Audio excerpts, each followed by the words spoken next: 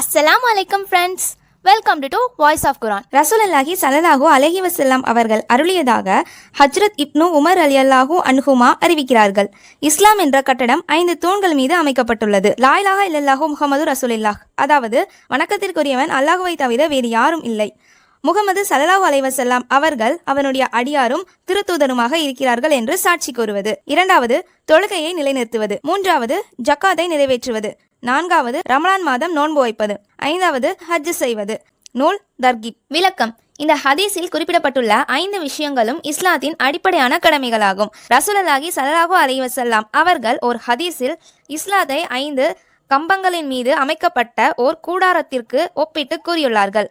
கலிமா இக்கூடாரத்தின் நடுக்கம்பம் போன்றதாகும். மற்ற 4 செயல்களும் கூடாரத்தின் 4 மூலைகளில் உள்ள கம்பங்களை போன்றவை ஆகும். நடுக்கம்பம் இல்லாவிட்டால் கூடாரமே உருவாகாது. நடுக்கம்பம் இருந்து 4 மூலைகளில் உள்ள கம்பங்களில் ஏதேனும் ஒன்று இல்லாவிட்டால் கூடாரம் இருக்கும். ஆனால் கம்பம் இல்லாத அந்த பகுதி சரிந்து குறைவுடையதாக காணப்படும். இந்த ஹதீஸின் அடிப்படையில் நாம் நம்முடைய நிலையை பற்றி சற்று சிந்திக்க வேண்டும்.